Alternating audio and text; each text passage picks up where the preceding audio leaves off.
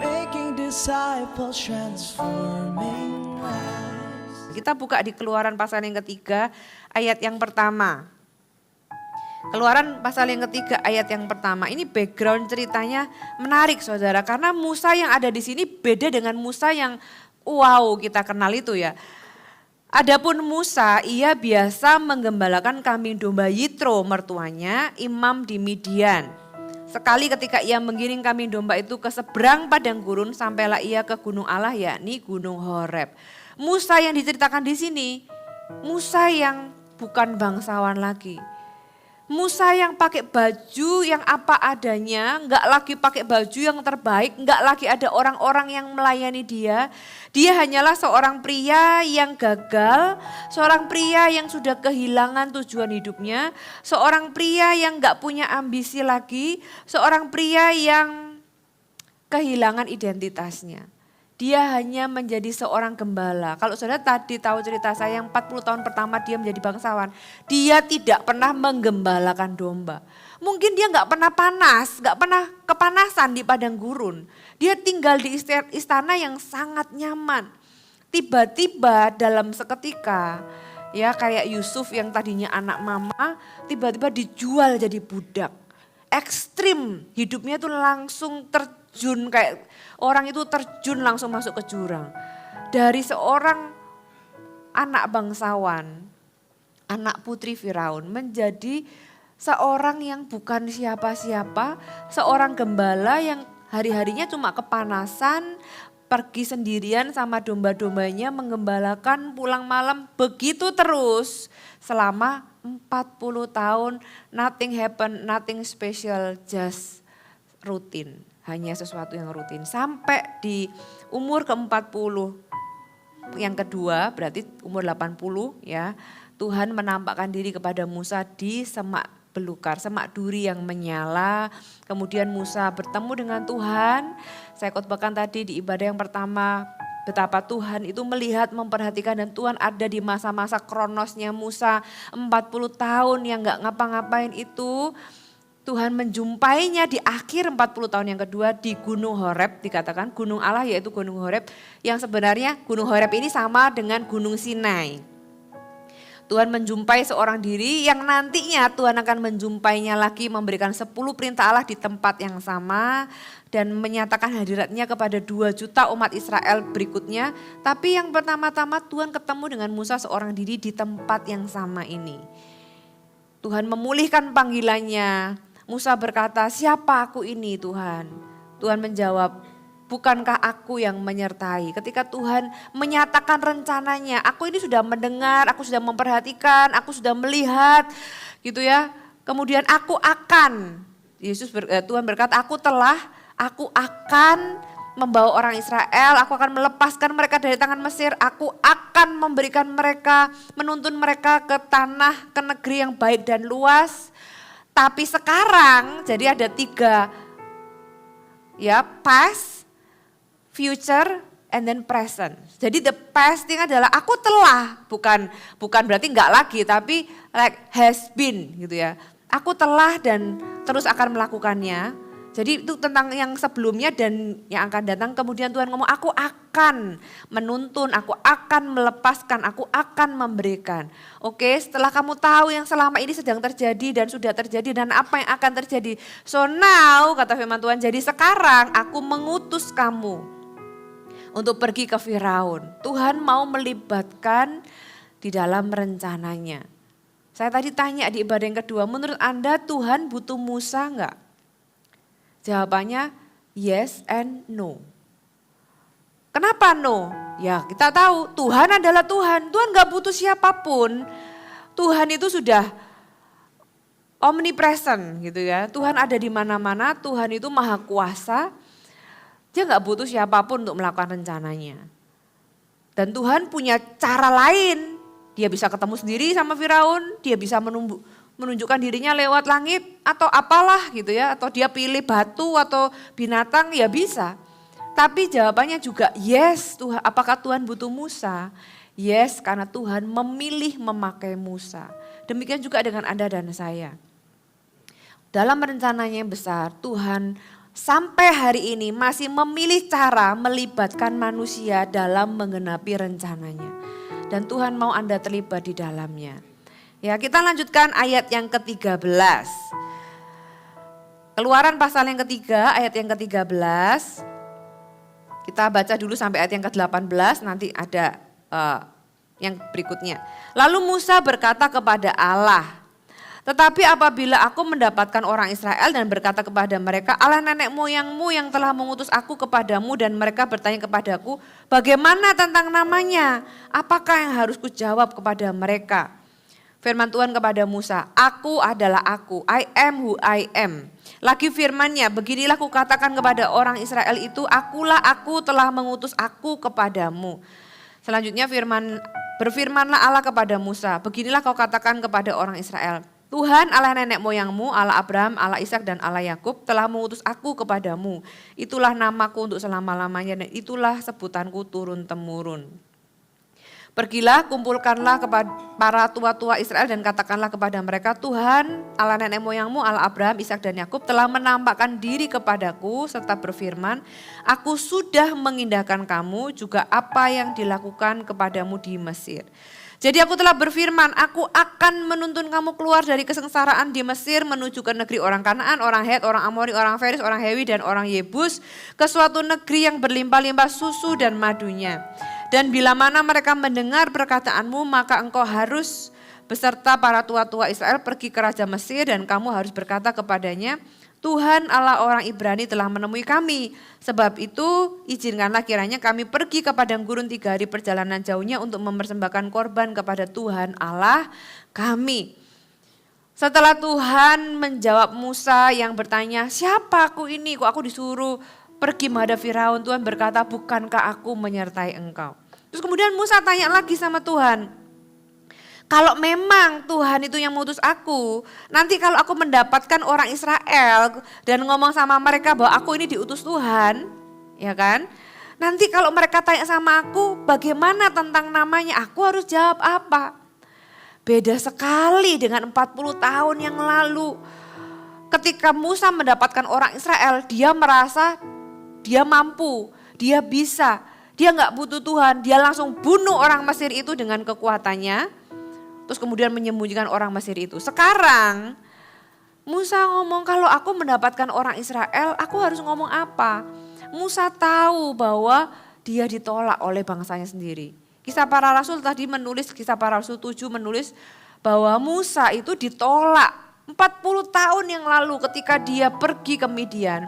Dia pergi karena dia ditolak oleh bangsanya sendiri, dia juga ditolak oleh bangsa yang membesarkan dia, yaitu bangsa Mesir. Jadi dia pergi dengan memang gak diingini sama siapapun. Kalau nanti aku ini kembali ke Israel, apalagi dikatakan mereka itu adalah tua-tua Israel. Logika ya sederhana, siapa sih tua-tua Israel? Ya orang-orang yang 40 tahun itu yang lalu ketemu sama dia, kan jadi lebih tua kan sekarang. Ya orang yang sama itu sebenarnya.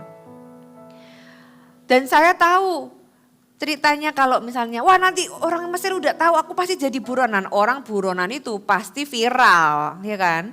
Karena orang Mesir berharap semua orang mencari Musa. Berarti peristiwa Musa membunuh orang Mesir 40 tahun yang lalu itu sudah viral. Nah kalau dia ketemu sama tua-tua Israel, mereka pasti mengenali loh ini kan yang dulu itu.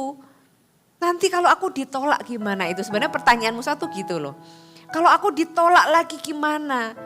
Salah satu yang membuat kita itu broken adalah ketika kita itu mengalami penolakan. The pain of rejection. Itu juga yang membuat Musa itu patah karena bangsanya sendiri yang dia harapkan bisa menerima dia, itu ternyata menolak dia. Dan kali ini Musa juga berbeda. Kalau dulu dia berpikir dengan caranya dan kekuatannya dia bisa memenuhi panggilannya.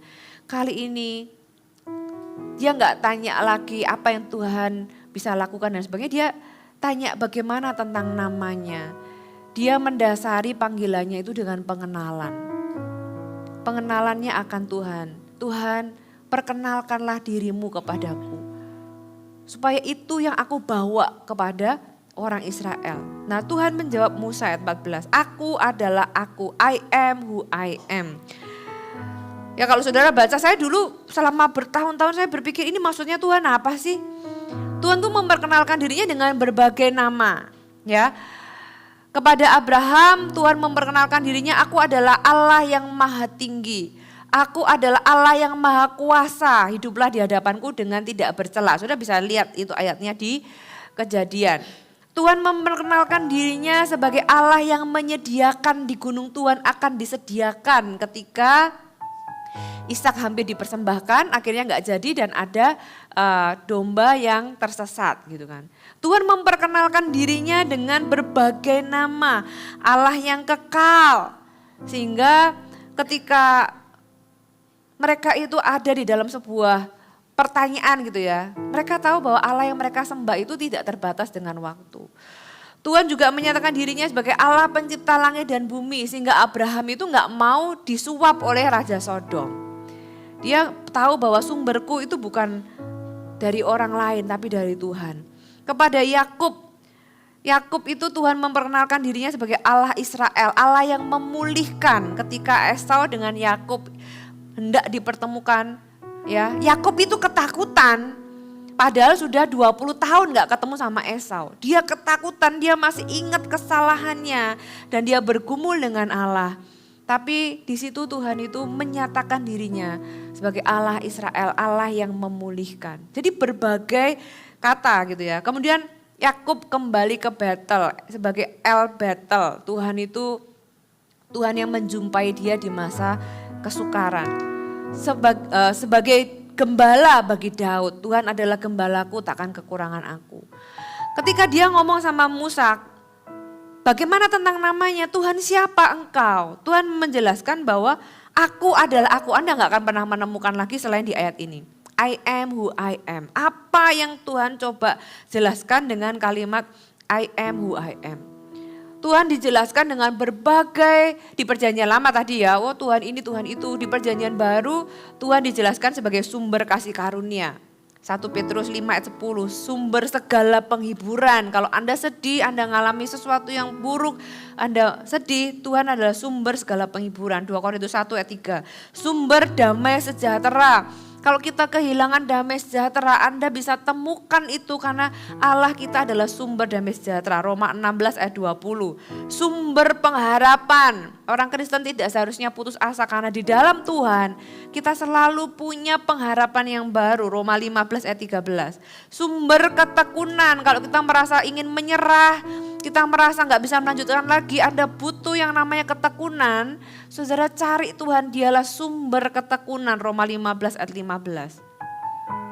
Tapi waktu dia menyatakan dirinya kepada Musa, dia berkata, I am who I am. Apa yang dimaksud di sini? Saudara, ada 3 hal yang dimaksud di dalam aku adalah aku. Aku ini gak bisa dijelaskan, jadi kayak aku ya aku. Aku ini bukan cuma maha kuasa, aku juga bukan cuma maha hadir, aku juga bukan cuma Allah yang kekal, aku juga bukan cuma ini, bukan cuma itu. Sedangkan sama beberapa orang Tuhan itu menyatakan sisi ini, sisi itu gitu ya. Kepada Musa Tuhan ngomong I am who I am. Apa yang coba disampaikan Tuhan adalah, sudah bisa catat yang pertama, Tuhan itu no equals. No equals. Tuhan berkata aku ya aku. Gak bisa dijelaskan hanya dengar 1 kalimat, 2 kalimat, 3 kalimat. I am who I am. No equals, tidak ada yang lain. Makanya Tuhan itu ngomong pada salah satu perintah Tuhan, jangan ada padamu Allah lain di hadapanku. Karena Tuhan itu gak bisa di-equalskan dengan anything. Anything or anyone. Karena no equals, tidak ada yang lain. Kita buka di Yesaya pasal yang ke-45. Yesaya 45 ayat 5 sampai 6 dan 18. Akulah Tuhan dan tidak ada yang lain. Kecuali aku tidak ada Allah. Aku telah mempersenjatai engkau sekalipun engkau tidak mengenal aku. Supaya orang tahu dari terbitnya matahari sampai terbenamnya bahwa tidak ada yang lain di luar aku. Akulah Tuhan dan tidak ada yang lain. Saudara, Saudara harus tahu siapa yang Anda sembah, yang hari ini kita sebut namanya Yesus. Dia itu adalah satu-satunya Tuhan dan tidak ada Allah yang lain. Itu yang Tuhan perkenalkan dirinya kepada Musa. Ketika saya renungan ini, wow, saya sendiri dapat pewahyuan Tuhan. Betapa bangganya saya itu punya Tuhan, there is no equals. Orang mau nyembah apalah mereka bisa sebut. Tapi there is no equals dengan Allah yang aku sembah. Gak bisa disandingkan, gak bisa setara. Dia hanyalah satu-satunya Allah. I am who I am, kata firman Tuhan. Ulangan pasal yang keempat. Ulangan pasal yang keempat. Tadi ya yang Yesaya 45 itu saya bacakan ayat 18. Sebab beginilah firman Tuhan yang menciptakan langit. Dialah yang membentuk bumi dan menjadikannya dan yang menegakkannya. Ia menciptakannya bukan supaya kosong tetapi membentuknya untuk didiami. Akulah Tuhan dan tidak ada yang lain. Ulangan pasal yang keempat ayat yang ke-33 sampai ayat yang ke-35. Pernahkah suatu bangsa mendengar suara ilahi yang berbicara dari tengah-tengah api seperti yang kau dengar dan tetap hidup? Atau pernahkah suatu Allah mencoba datang untuk mengambil baginya suatu bangsa dari tengah-tengah bangsa yang lain dengan cobaan-cobaan, tanda-tanda serta mukjizat-mukjizat dan peperangan dengan tangan yang kuat dan lengan yang teracung dan dengan kedahsyatan yang besar seperti yang dilakukan Tuhan Allahmu bagimu di Mesir di depan matamu. Engkau diberi melihatnya untuk mengetahui bahwa Tuhanlah Allah, tidak ada yang lain kecuali Dia, saudara. Tuhan memperkenalkan dirinya supaya Israel ini tahu mereka punya Allah dan Allah Israel itu tidak bisa disandingkan dengan siapapun. I am who I am yang pertama artinya no equals. Yang kedua artinya eternal. Dia adalah Alfa dan Omega, Allah yang tidak dibatasi dengan waktu. Makanya Tuhan berkata bahwa aku ini Allah nenek moyangmu dari dulu. Ya aku ini ya aku. Nah dari nenek moyangmu Abraham, Ishak dan Yakub.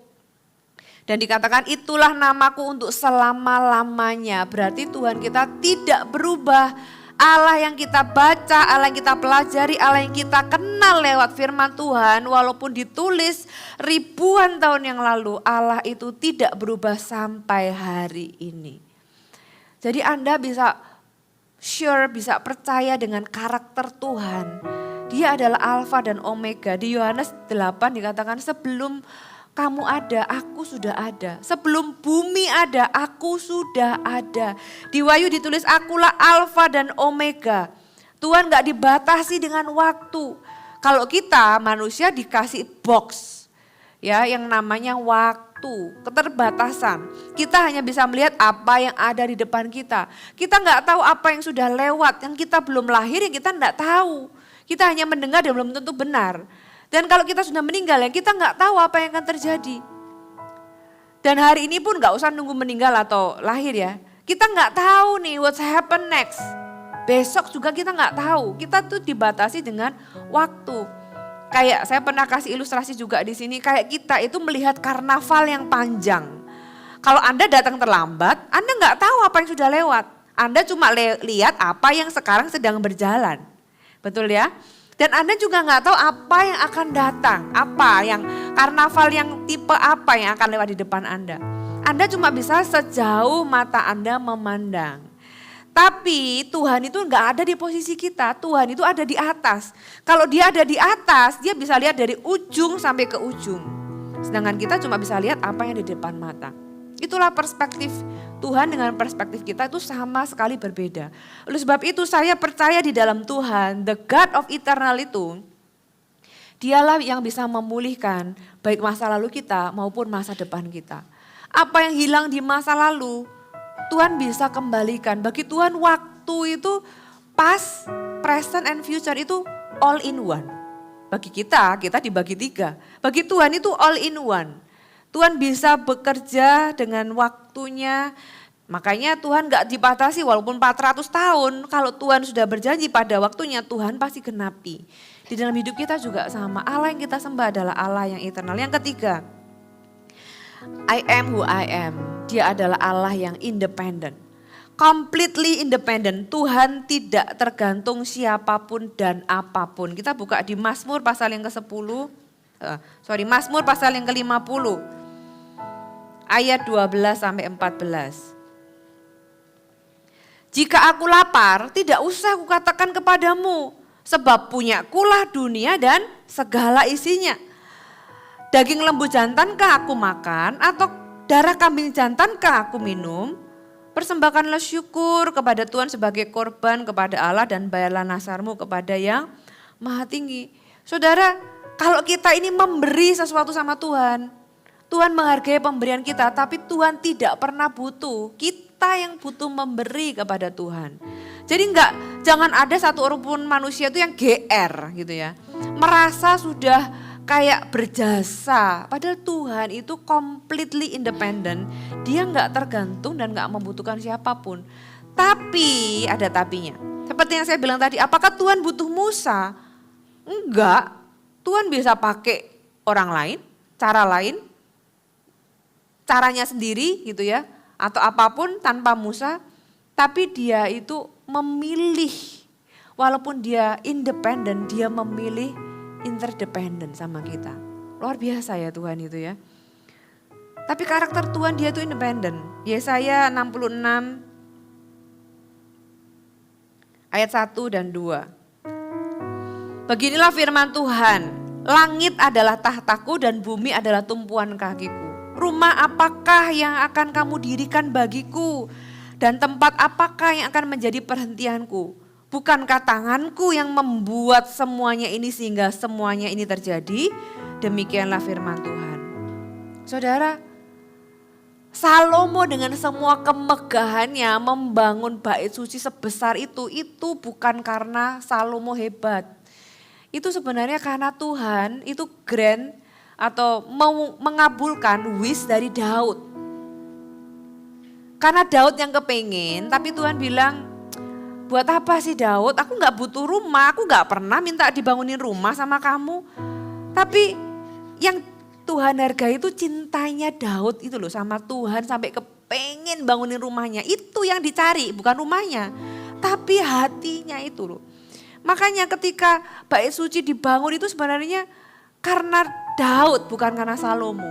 Tuhan itu grand wish-nya Daud dan kemudian diizinkan Salomo yang membangun. Tapi ketika Salomo dan bangsa Israel meninggalkan Tuhan, Tuhan itu ini rumah langsung jadi hancur kok.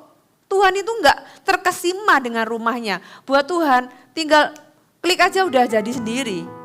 Buat Tuhan, Tuhan itu mencari hatinya. Kalau sudah perhatikan di kitab-kitab yang lain yang Tuhan rindukan itu katakan ini, Tuhan akan memulihkan pondok Daud. Saya tuh mikir dalam hati Tuhan, kenapa kok Tuhan gak bilang Tuhan memulihkan bait suci yang megah. Tuhan itu mencari pondok Daud, kenapa? Tuhan itu cari hatinya yang kayak Daud. Masalah manifestasi jadi apa itu keluar dari hati. Jadi bangunan yang megah itu Tuhan bilang, kamu mau dirikan apa? Orang langit ini punyaku kok. Mau sebesar apa kamu itu mau merasa berjasa sama aku.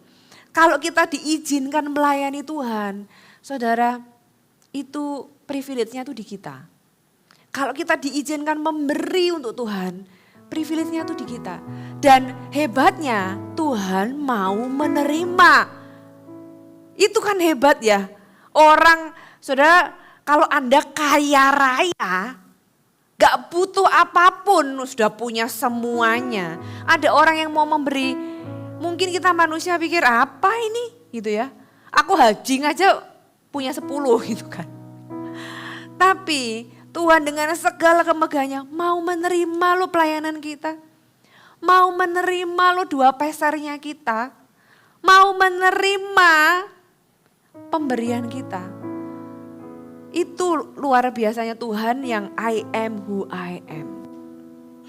Dia memperkenalkan dirinya kepada Musa. Hari ini saya juga rindu Anda kenal siapa yang Anda sembah. Tuhan kita adalah Tuhan yang no equals. Dia adalah Tuhan yang eternal. Dia adalah Alfa dan Omega. Waktu itu di tangan Tuhan. Dan dia adalah Allah yang luar biasa. Dia adalah Allah yang hebat. Dia adalah Allah yang independen. Dia nggak butuh siapapun, but yet dia memilih untuk melibatkan kita. Dia memilih untuk menerima pemberian yang buat Tuhan itu mungkin tidak ada artinya seolah-olah. Tapi dia menghargai setiap pemberian sekecil apapun. Bukan pemberiannya yang berarti tapi hatinya ketika memberi. Makanya bagi Tuhan motivasi hati itu penting. Karena itu yang berharga bagi Tuhan. Itu yang penting. Makanya ketika tadi di Mazmur dikatakan persembahkanlah ya persembahan syukur. Yang dicari itu ucapan syukurnya. Sedangkan persembahan kita mau sebanyak uang kayak apa, kan ada lagunya juga ya. Hanya ini Tuhan persembahanku, ya mau kita kasih sebanyak-banyaknya. Itu kecil di hadapan Tuhan, tapi jadi besar di hadapan Tuhan karena bagaimana kita mempersembahkannya. Itu I am who I am. Tuhan yang memperkenalkan dirinya sebagai Allah orang Israel yang tidak ada yang lain selain daripada Tuhan. Kita sebagai orang Kristen, Anda bangga gak punya Tuhan? Kalau kita pikir beberapa minggu yang lalu Pastor Philip juga sampaikan ya kan. Gak semua agama sama. Karena Tuhannya gak sama saudara. Tuhannya gak sama, yang disembah itu gak sama. Dan kalau Anda punya Tuhan yang no equals, Anda harus bisa bangga dan percaya bahwa dia punya kuasa yang jauh lebih besar.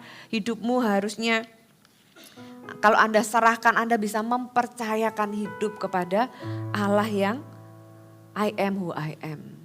Saudara, dia adalah Allah yang besar. Dan dia juga bisa memulihkan tahun-tahunmu yang hilang.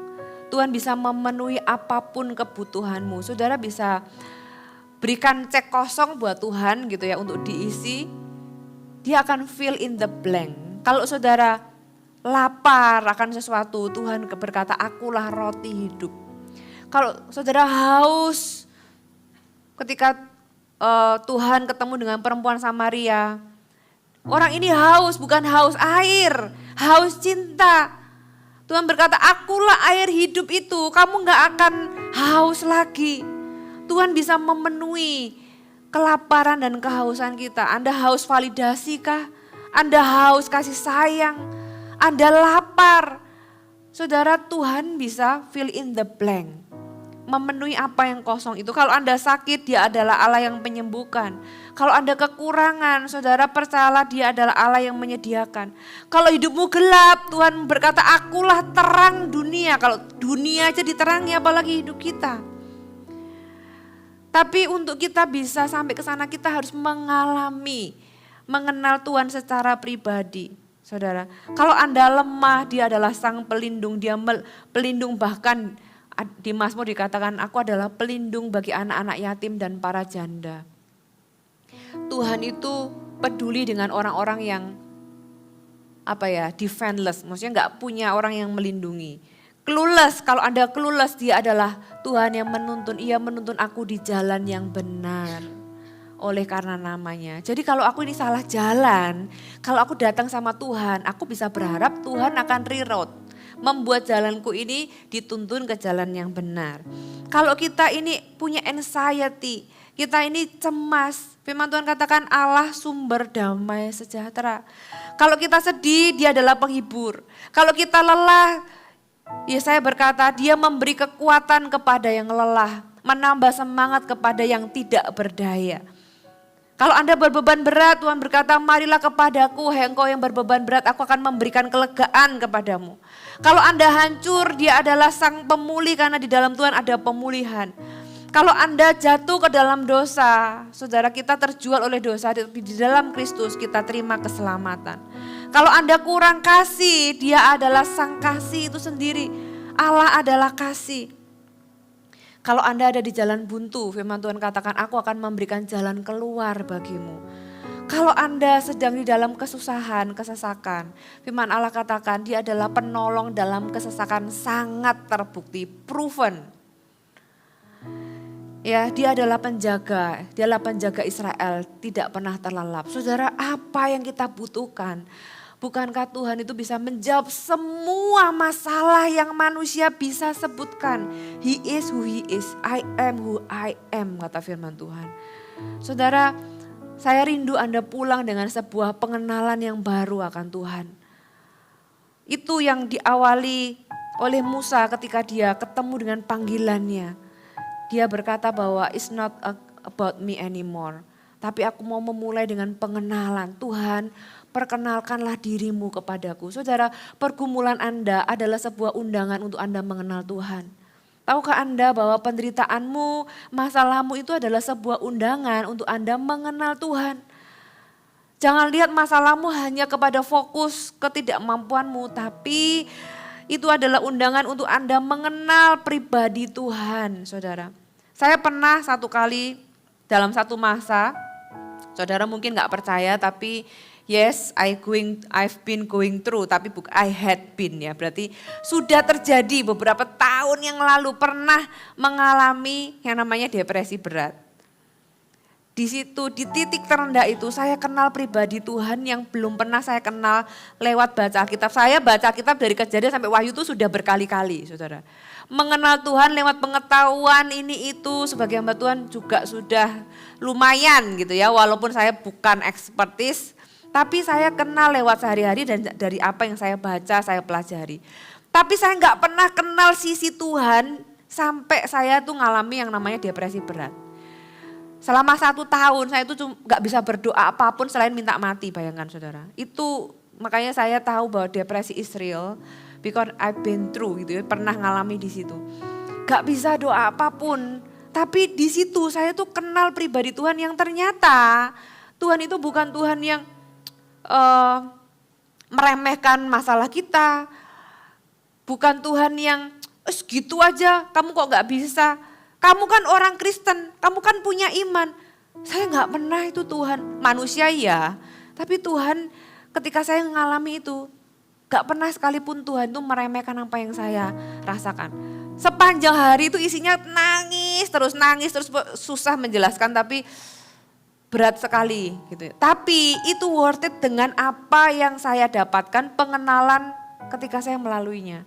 Jadi ternyata setiap masalah seberat apapun itu adalah sebuah undangan untuk kita kenal pribadi Tuhan lebih dalam lagi dan lebih dalam lagi, saudara. Jangan izinkan masalah Anda membuat Anda jauh dari Tuhan. Izinkan masalah Anda membuat Anda semakin kenal Tuhan. Amin. Dan Tuhan gak berubah dulu, sekarang, dan selama-lamanya. Dan ketika Tuhan ketemu sama Musa dan Musa itu bertanya, Tuhan nanti kalau aku ketemu sama ketua-tua Israel gimana dong kalau aku ditolak? Tuhan sudah menjawab ketakutannya Musa dan Tuhan berkata nanti kamu akan ketemu sama mereka ya dan kamu akan didengar oleh mereka. Nanti kamu datang kepada Firaun ngomong bahwa aku minta pergi selama 3 hari. Nah kita lanjutkan ayat yang ke-19 ya. Kan Tuhan mengakhiri ayat 18 ini dengan kalau mereka mendengar perkataanmu, berarti Tuhan memberikan garansi kepada Musa bahwa tenang Musa, ketakutanmu itu nanti gak akan terjadi. Tua-tua yang dulunya nolak kamu itu mereka akan mendengarkan kamu, itu ayat 18. Jadi bila mana mereka mendengarkan perkataanmu, kata bila mana itu mengandung kepastian. Maka engkau harus beserta tua-tua Israel itu pergi ke Mesir, kamu berkata kepada Raja Mesir, Tuhan Allah orang Ibrani telah menemui kami. Oleh sebab itu izinkan kiranya kami pergi ke padang gurun 3 hari perjalanan jauhnya untuk mempersembahkan korban kepada Tuhan Allah kami. Musa diajari Tuhan untuk enggak mentang-mentang datang kepada Raja Israel, kepada Raja Mesir dan berkata bahwa aku punya Tuhan, gitu ya. Terus dia nantang Raja Mesir, enggak. Musa diajari untuk tetap punya respek kepada otoritas yang memang ada pada waktu itu. Konsisten sekali dengan firman Tuhan di perjanjian baru, di mana kita itu harus tunduk kepada otoritas. Walaupun ayat 19, perhatikan. Tetapi aku tahu, ayat 19 menulis Tuhan berkata, aku tahu bahwa Raja Mesir itu tidak akan membiarkan kamu pergi kecuali dipaksa oleh tangan yang kuat. Lah saya kan bertanya-tanya, Tuhan ngapain nyuruh Musa datang ke Raja Mesir kalau Tuhan tahu bakalan ditolak? Ya kan, ngapain? Ya langsung aja bikin mujizat kayak atau apa, ngapain harus izin dulu. Nah makanya Tuhan itu ngajarin punya sikap yang benar terhadap otoritas. Urusan Tuhan lakukan mujizat, ya itu bagian Tuhan. Tapi kita nggak boleh datang itu sama otoritas itu mentang-mentang. Pakai nama Tuhan, terus kita jadi orang yang nggak menghargai otoritas. Bahkan Tuhan sendiri itu mengajarin Musa, kamu datang ke Raja Firaun, ke Raja Mesir untuk minta mereka itu bisa pergi dengan sikap yang benar. Walaupun Tuhan itu tahu bakalan ditolak. Ya kan? Dan dikatakan kecuali dipaksa oleh tangan yang kuat.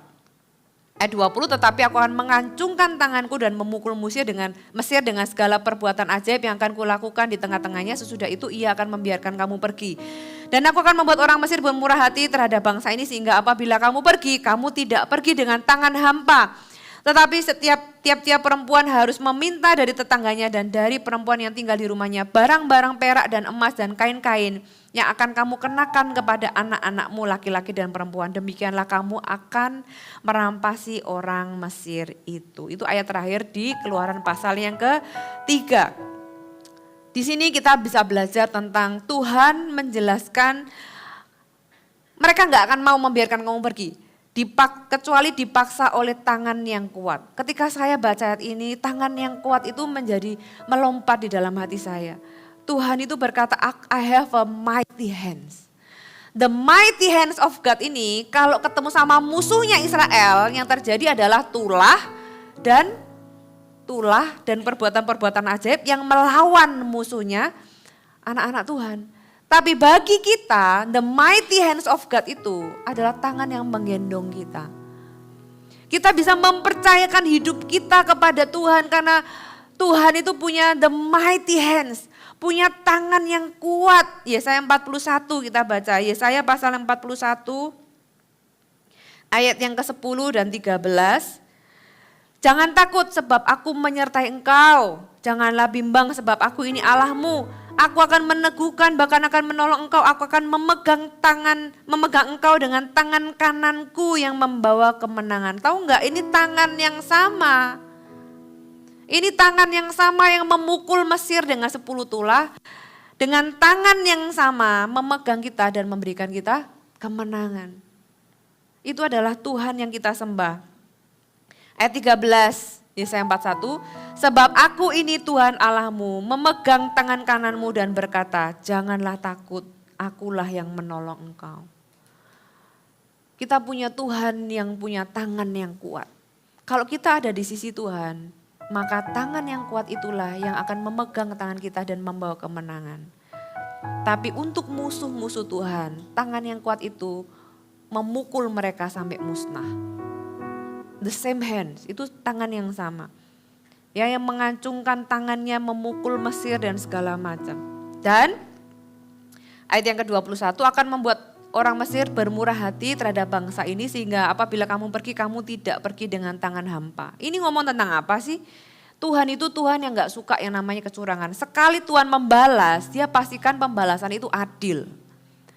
400 tahun orang Israel itu hidup nggak bisa berlimpah-limpah, nggak punya apa-apa karena dipaksa dan diperbudak. Tapi Tuhan pastikan Tuhan tidak hanya melepaskan, coba saudara perhatikan.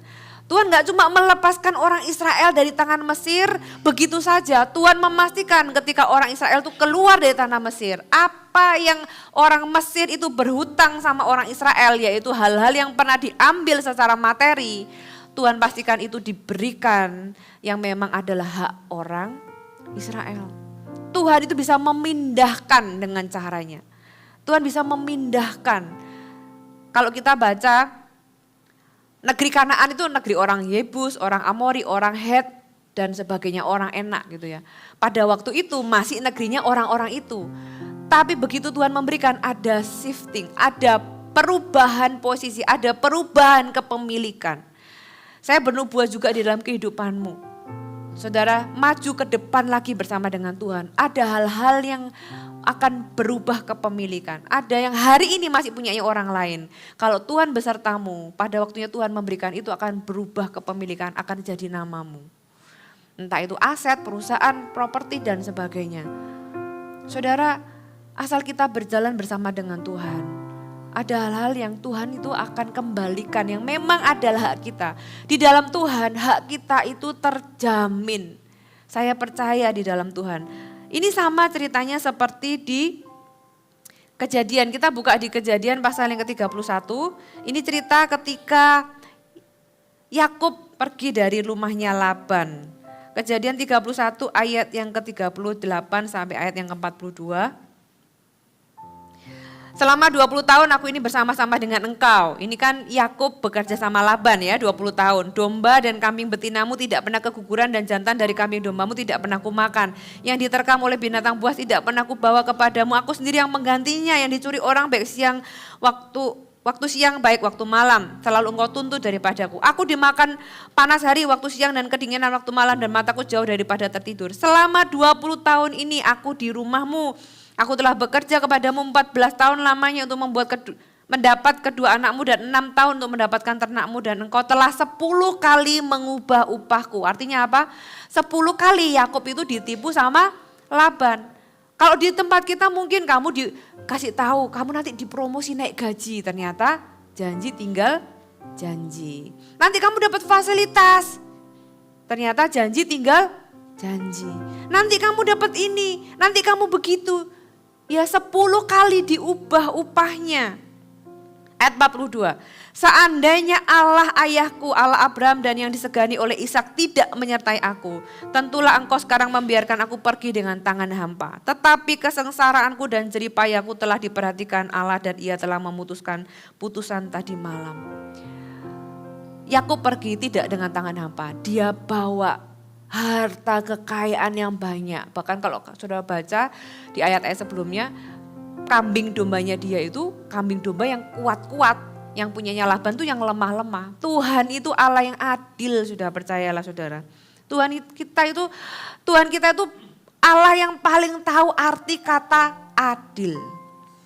Jadi kalau kita mau 10 kali diubah upah kita, asal kita itu tetap benar sama Tuhan. Ada waktunya yang 10 kali itu tiba-tiba semuanya dikaskan jadi satu. Kayak orang Israel, Tuhan itu adalah Tuhan yang adil. Dia gak akan membiarkan kita, dia paling gak suka dengan yang namanya kecurangan dan ketidakadilan. Dia tidak membiarkan pergi dengan tangan hampa. Dan yang terakhir saudara, mereka diminta untuk merampasi orang-orang Mesir gitu ya. Dan yang menarik ini loh kata-kata ini loh. Tetapi tiap-tiap perempuan harus meminta dari tetangganya dan dari perempuan-perempuan yang tinggal di rumahnya barang-barang perak, emas dan kain-kain yang akan kamu kenakan. Jadi waktu Tuhan ingat ini ngomong sama Musa sendiri ya. Orang Israel belum ngapa-ngapain, belum tahu. Tapi ketika Tuhan ngomong, kalau sudah baca di Keluaran pasal 3 itu semuanya itu tentang hatinya Tuhan. Anda bisa kenal Tuhan lewat ayat-ayat ini. Tuhan itu ngomong nanti tiap-tiap perempuan itu minta ya sama tetangganya barang-barang perak, emas dan kain-kain yang akan kamu kenakan kepada anak-anakmu laki-laki dan perempuan. Berarti arti katanya apa? Anak-anakmu laki-laki dan perempuan itu ada di hati Tuhan. Anak-anakmu laki-laki dan perempuan yang mungkin engkau khawatirkan itu loh. Itu ada di hati Tuhan. Tuhan itu bilang sama Musa, nanti suruh ini suruh itu, nanti itu supaya ke depan itu kamu bisa kasih ke anak cucumu. Nanti kamu bisa kasih warisan ke mereka. Bahkan sebelum mereka memikirkannya itu belum terjadi, masih jauh. Tuhan itu sudah pikirkan, nanti mereka akan kasih ini ke anaknya, ke cucunya gitu ya, ke anak laki-laki dan perempuan. Oh Tuhan, betapa Tuhan itu gak cuma peduli sama kita, tapi Tuhan itu peduli dengan keluarga kita.